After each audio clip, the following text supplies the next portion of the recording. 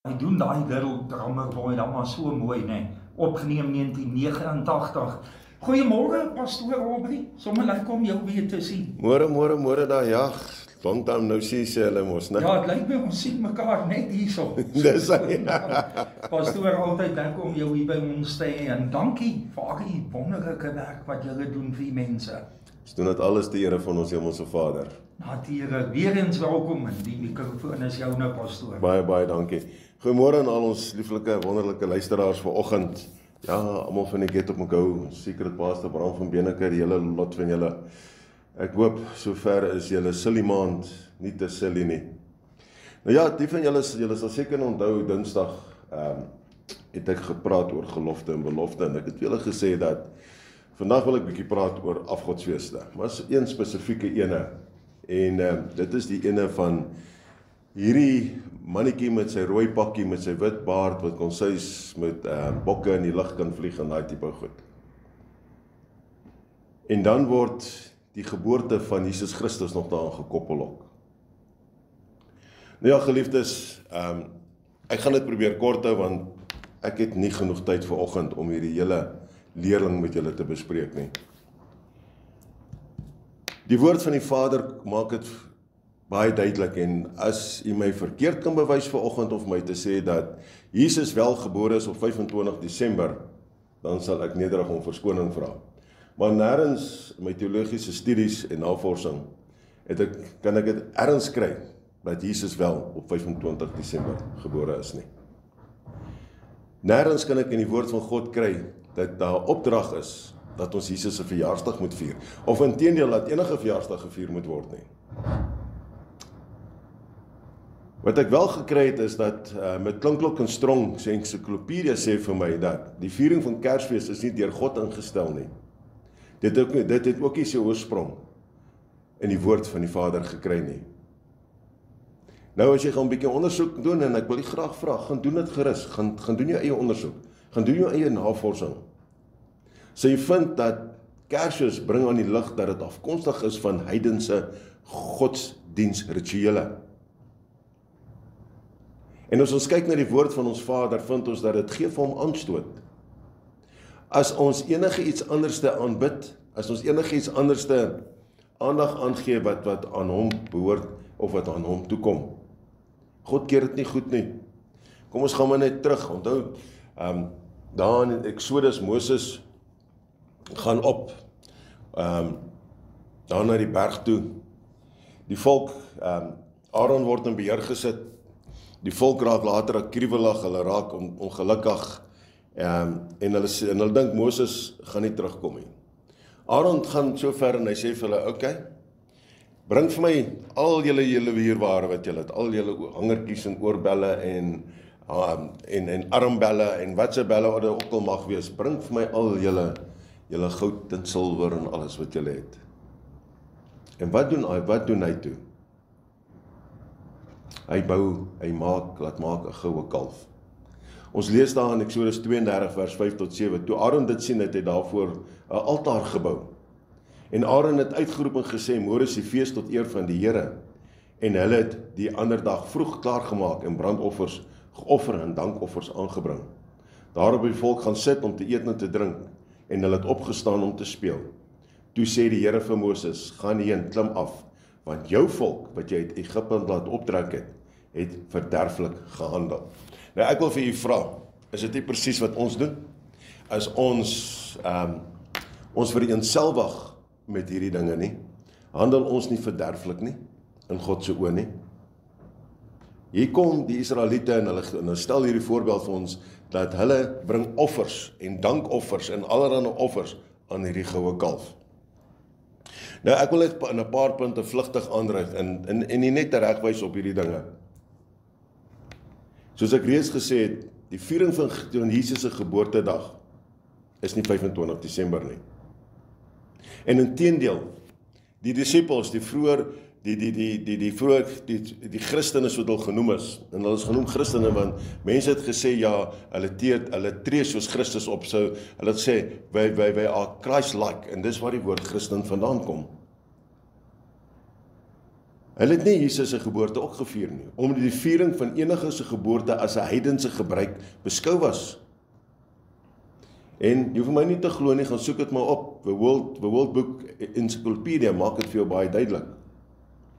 En daarom weer eens, 25 Desember, geen bewys dat Jesus op daai dag gebore is nie. As jy gaan en jou ondersoek doen, sê jy vind dat dit so bietjie die moontlike maand waarin hy gebore is so bietjie verder terug. Maar hoekom het hulle dit gebring?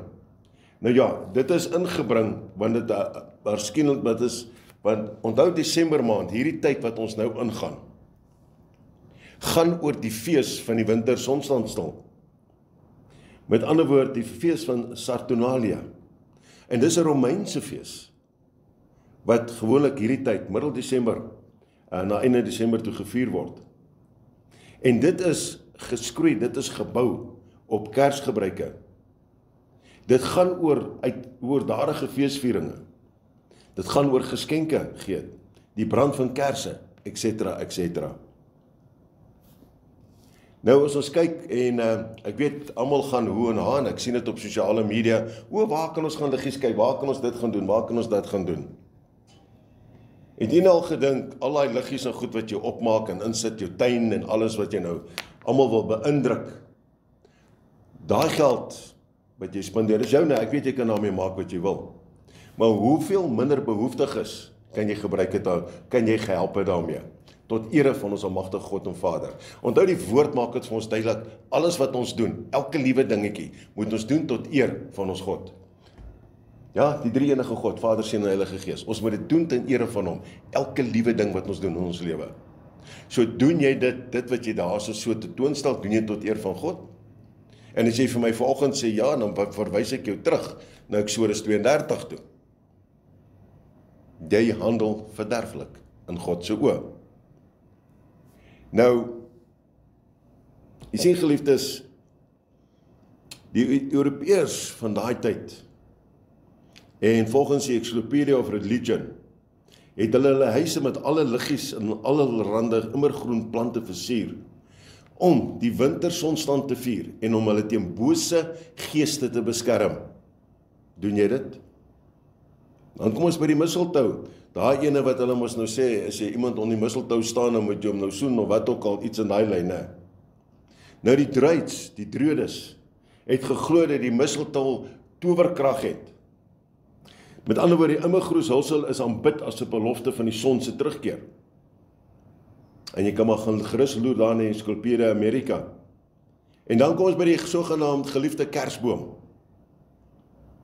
Nou, boomaanbidding word algemeen, en dit was algemeen, en is nog steeds onder heidense Europeërs. En dit het behoue gebly, nadat hulle tot bekering gekom het, na Christelike godsdienst toe, het hulle dit nog steeds daar so aangehou. Dink nou net meer 'n bietjie mooi, as jy hierdie boomaanbidding, soos wat ons dit noem, dit is in die gebruik om 'n joelboom gedurende wintersonstandvieringe by die ingang van 'n huis te plaas. Nou wat doen jy voor daai boom? Wat doen jy met daai boom? Buig jy nie af voor daai boom om 'n ding onder hom neer te sit nie, om 'n Kersgeskenk op sogenaamde Kersgeskenk onder hom te plaas nie? Buig jy nie af voor om dit op te tel om nou weer vir iemand aan te gee nie? Kyk net hoe opgewonde raak die mense as hulle nou die ding moet versier in dit. Wow, ek sal like om te sien dat mense so opgewonde raak om die woord van God te lees. En wanneer dit bespreek word. Nou ek weet, daar is dominasies, die mense reg rondom hierdie wêreld.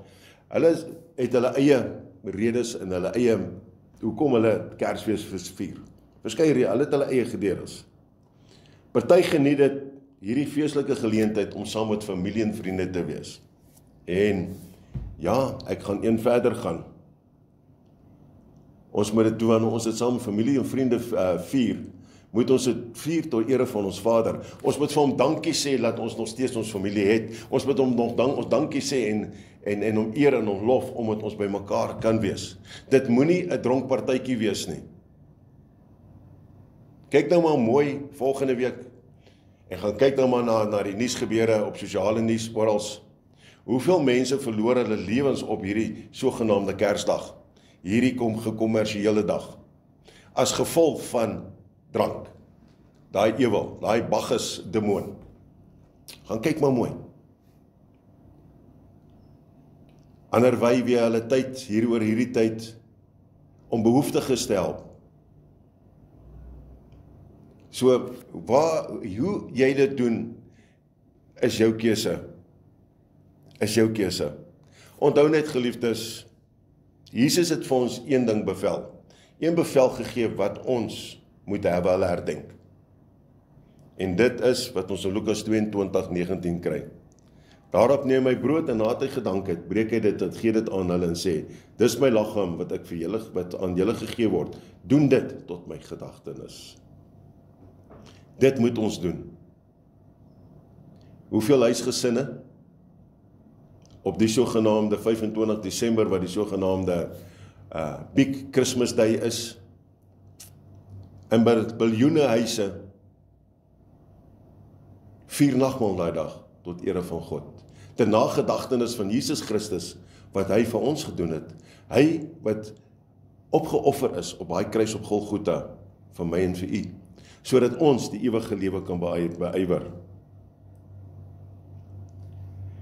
Geliefdes, ek kan nie vir jou sê wat om te doen nie. Ek kan nie vir julle sê wat om te doen nie. Jy moet self 'n besluit maak. Tree jy regop of tree jy nie regop nie. Maar wat ek wel vir julle kan sê, dat God keer nie die vermenging van heidense gebruike en rein aanbidding goed nie. Dit is soos water en olie, dit meng nie, glad nie. Jy weet, die profeet Amos sê vir ons in Amos 5, die volgende, daar in vers 21 en 22.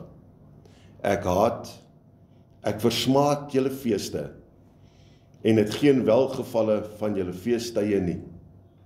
Verwyder my die geraas van jou liedere, en na die geluid van jou harpe wil ek nie luister nie. Dis absolute sterk woorde hierdie. Hierdie is harde woorde wat God met ons praat.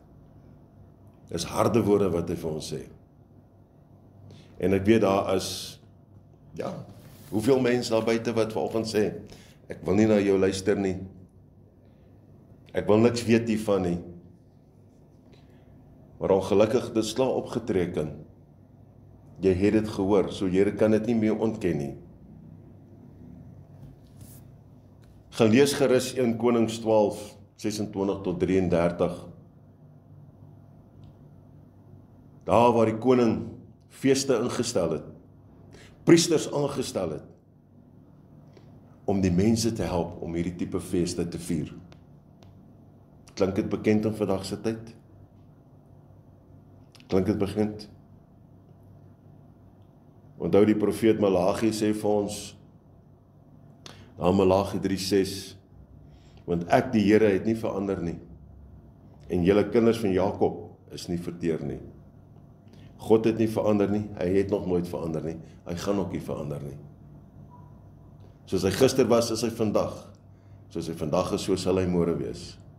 Ons is die wat verander, ons is die wat ons wil en wee verander.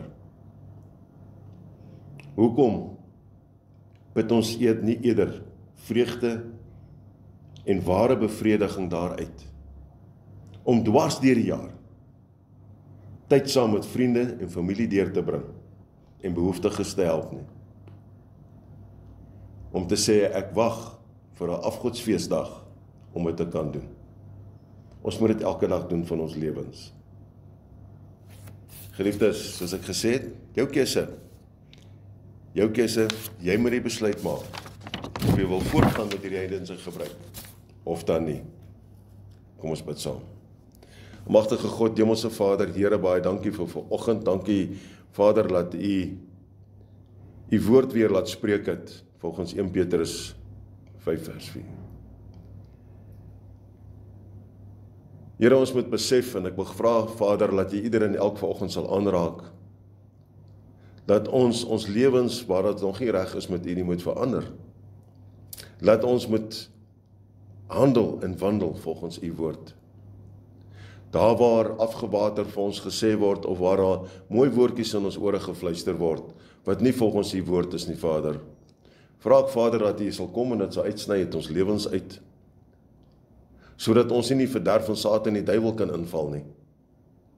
Sodat ons nie daai laaste trein, die trein waarvan die kaartjie al reeds gekoop is deur Christus Jesus, ons saligmaker en verlosser, daai kaartjie wat gratis verniet is, wat ons nie voor hoef te betaal nie, want die prys is klaar betaal, sodat ons daai trein nie gaan mis nie. Dat ons nie op daai platform gaan bly staan as daai trein vertrek het, en agterna te sê, ek wens ek was op daai trein gewees nie, want ons kan dit nog doen. Vader, ek kom vanoggend op gesag van die woord en ek verbreek alle bande. Ek vra dat dit sal afsterwe, dat dit sal vernietig wees in die naam van Christus Jesus. Vader, dankie dat U my die geleentheid gun vanoggend weer eens om lewe en lig oor elke luisteraar uit te spreek, waar hulle ook al is vanoggend.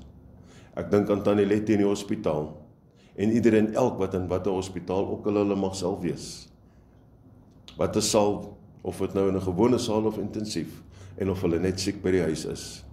Vra ek, Vader, wat U hand van genesing oor elkeen sal strek. Dat daar lig en lewe weer daar sal wees. Dat daar lig en lewe sal wees in elkeen se finansiële omstandighede en situasies vanoggend. Elke huwelik, verloving, verhouding. Elke persoon se besigheidsonderneming wat hulle mag bedryf, en of daar by hulle plekke van 'n diensneming waar U hulle geplaas het. Maar dat hulle opnuut weer lig en lewe is in elke persoon se geestelike persoonlike lewens, en laat dit oorgeneem word en oorspoel in die huislike geestelike welsyn. Dankie vir die genade, seën en vrede, Vader. Soos wat die woord sê, dat U wil ons seën, Vader, en daarom spreek ek die seën uit vanoggend.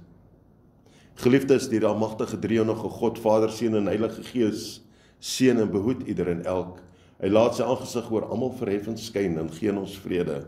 Die Vader kom en hy sê, ek plaas my naam op jou hart. Ek graveer dit daarso. Ek tatoeëer dit daar op jou hart, sodat jy my seën, genade en vrede kan ontvang op hierdie dag en vir jou Dawid voorlê. Onthou my kind, ek het jou nie verlaat nie. Ek het jou nie versaak nie, ek is nog met jou. My regterhand is uitgestrek. Neem dit aan, deur my seun Christus Jesus, en in daai naam van alle name sê ons, Amen.